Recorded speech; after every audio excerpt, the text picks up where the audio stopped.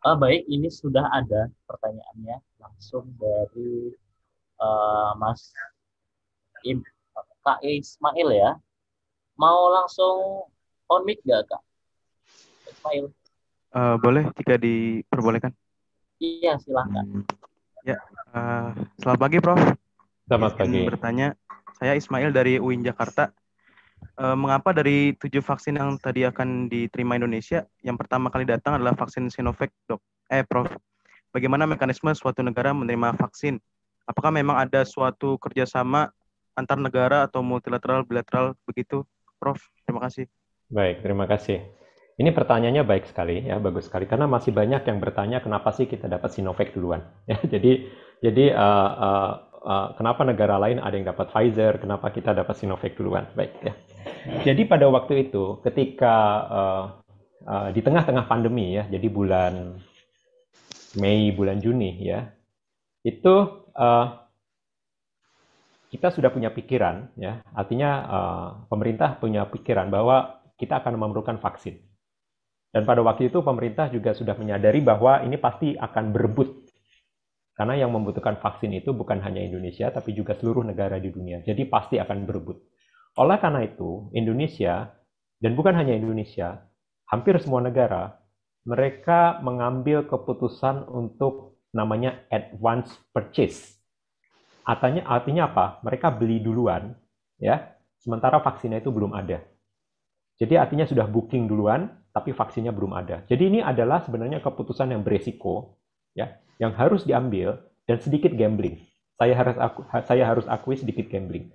Bukan hanya Indonesia, semua negara, ya. Ada yang sudah booking AstraZeneca, yang paling banyak booking AstraZeneca. Karena pada waktu itu mereka sudah punya bayangan harganya sekitar $3 per dosis, ya.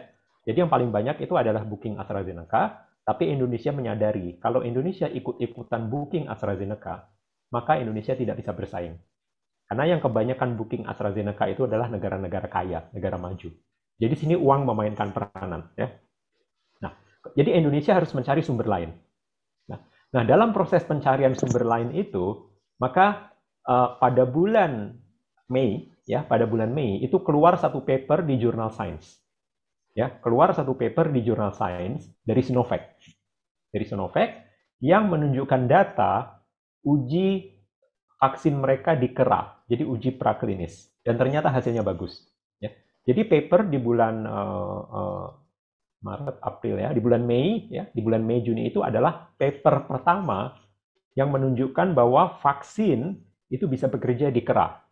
Ya, jadi Sinovac itu adalah perusahaan pertama yang menunjukkan data bahwa vaksinnya itu ternyata bisa bekerja di kera, bisa melindungi kera dari COVID. Ya.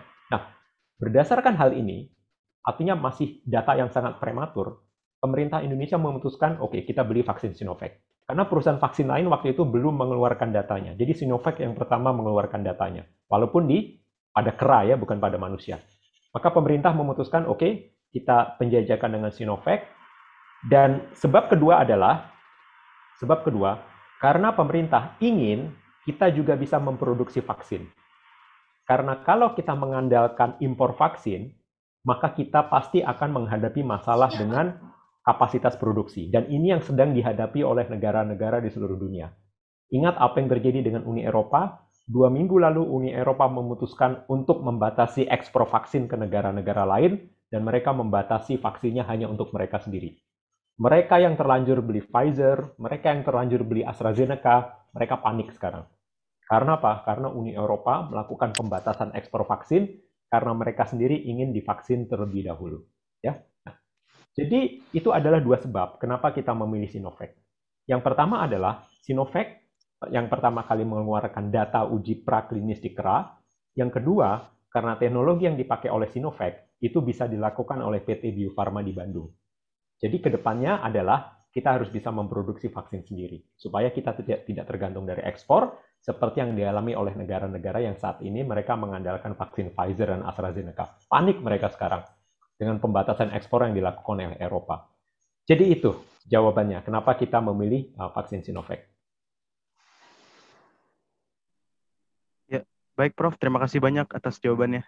Baik, wah, bagus banget sih tadi pertanyaannya dari Kak Ismail ya, dan juga penjelasannya dari Prof. Bimo. Saya rasa itu udah sangat jelas kenapa asal usul sebab akibatnya, dan saya juga ini baru cukup tahu nih Prof. Ternyata Ya.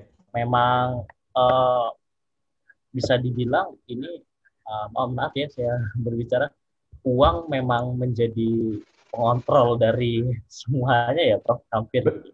Betul sekali Mas Yuda, betul. Karena apa? Apa yang terjadi? Karena saya lihat ya, apa yang terjadi sekarang, negara-negara yang booking vaksinnya belakangan, itu ada yang dapat vaksinnya duluan. Itu ada. Ya. Karena apa? Karena mereka langsung berani bayar di depan, berani bayar in advance. Ya. Misalnya seperti Israel. Israel itu mereka booking vaksinnya belakangan, tapi kok dapat duluan? Karena dana itu. Gue punya duit banyak nih, gue duluan. Sementara negara lain yang bookingnya sudah duluan, tapi bayarnya agak harus ngumpulin duit dulu, itu prioritasnya terakhir. Jadi benar-benar kekuatan uang itu, dan ini sudah diprediksi oleh pemerintah Indonesia, ya, karena dari segi keuangan kita tahu sendiri keterbatasan kita, sehingga pemerintah Indonesia tidak ikut-ikutan untuk berebut vaksin Pfizer dan AstraZeneca. Artinya apa? Indonesia tidak mau bersaing dengan negara maju. Kita mencari sumber kita sendiri, yaitu Sinovac. Pada waktu itu kan pemerintah Indonesia sempat diejek kan, ya, termasuk saya. Saya harus akui pada waktu itu saya sempat bertanya kenapa kita membeli vaksin dari Sinovac, yang waktu itu kita satu-satunya negara yang beli dari Sinovac. Kalau sekarang sudah ada 30 negara yang beli dari Sinovac. Waktu itu saya sempat bertanya, Sinovac ini bisa dipercaya nggak sih? Gitu. Tapi akhirnya saya sadari pada waktu itu sangat beresiko kalau kita ikut-ikutan bersaing dengan negara maju. Kita akan kalah. Karena negara maju, mereka punya sumber daya uang yang tidak terbatas. Kita akan kalah. Oleh karena itu, kita memutuskan untuk beli dari Sinovac, yang waktu itu nggak ada yang beli. Dan ketika Sinovac memproduksi vaksinnya, batch pertama, kita duluan yang dapat. Dan sekarang negara lain, 30 negara, mereka ikut untuk membeli dari Sinovac. Tapi sekarang malah banyak ya, Prof. Banyak. Malaysia itu belakangan. Malaysia belakangan baru memutuskan untuk beli Sinovac. Nanti insya Allah bulan April dapat 14 juta dosis.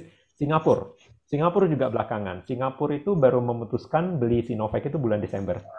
Jadi nanti dapatnya agak belakangan. Indonesia dapat duluan karena booking duluan. Gitu. Iya. Jadi bisa dibilang Indonesia termasuk beruntung ya, pesan duluan. Ya mungkin orang kita kan pandai pintar meramal masa depannya. Bener Prof, itu jadi pelajaran ya buat teman-teman semuanya. Bener kata Prof tadi sih. Saya pun mungkin termasuk Sinovac gitu. Tapi ternyata akan dipertimbangkan oleh pemerintah Indonesia itu sangat banyak ya Prof, sehingga analisis dan juga sampai ini ternyata bukan permainan sih, ini ternyata efek dan impact-nya ke depannya kita jangan sampai malahan membawa ke hal-hal yang tidak gitu ya Prof. Betul. Karena selain harus diingat ya, saya juga termasuk salah. Saya harus akui saya dulu keliru ketika saya mengkritik kenapa kita beli Sinovac. Karena saya kan orang sains. Saya hanya melihat efikasi. Sinovac efikasi hanya waktu itu sangat diragukan ya, efikasinya. Pfizer ada 95%. Kenapa kita Sinovac yang efikasinya waktu itu belum jelas ya? Nah, pemerintah itu melihat tidak hanya berdasar sains. Pemerintah juga melihat konstelasi politik global. Ya, artinya apa? Artinya vaksin ini sudah jadi komoditi. Jangan sampai Indonesia masuk dalam persaingan di mana kita tidak bisa menang. Artinya ada hal lain yang bukan hal sains, yang tidak terkait dengan sains, yaitu persaingan mendapatkan vaksin, kuat-kuatan duit, persaingan global, dan Indonesia tidak ingin ikut-ikutan dalam hal itu. Indonesia memilih jalan lain dengan mempertimbangkan semua kondisi ini. Jadi memang saya sebagai orang sains, saya harus akui bahwa saya harus belajar lebih banyak mengenai percaturan politik dunia, ya, karena terus terang soal vaksin ini tidak terlepas dari soal politik, ya. Jadi ketika akhirnya Sinovac mengumumkan efikasinya 65%, saya cukup happy, di atas 50%, ya. Jadi vaksin ini cukup bisa diandalkan. Jadi ada banyak sekali faktor yang harus kita lihat sebelum kita memutuskan untuk membeli vaksin dari siapa.